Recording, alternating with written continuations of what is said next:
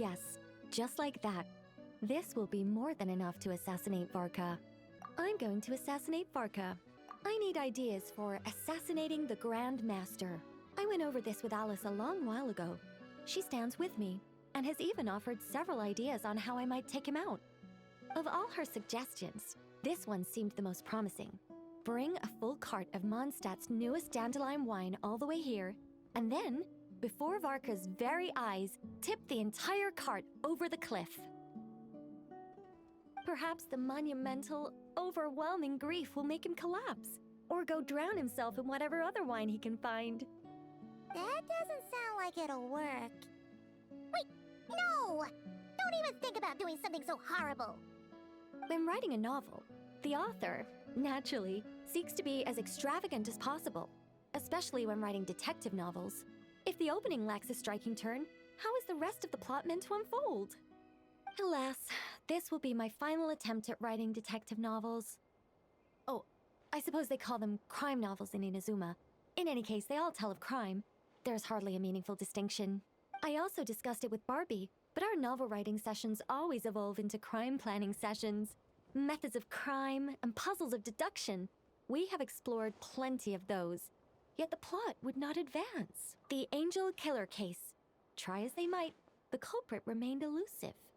The desperate detective rushed into the crowd, then shouted the revered names of the 4 great rulers at the sky. Whoosh! Pitter-patter. Boom! Detective and murderer reduced to ash. What kind of writing is that?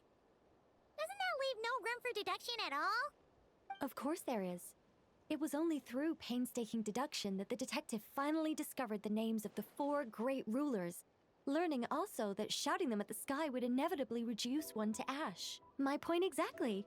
Simply deducing who the culprit is has become dreadfully unoriginal. The subject of one's deductions must be something more creative. I even thought of having a Seelie detective, an angel who, longing to become a detective, became a Seelie, and by some twist of fate, ended up as a detective's assistant.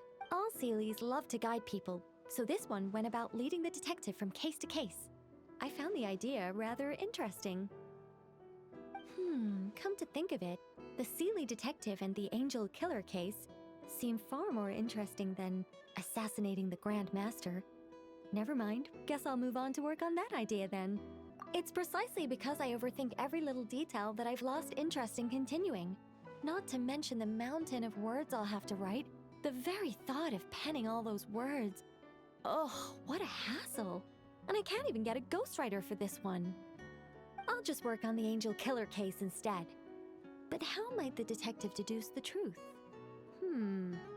Perhaps he could have a conveniently informative dream.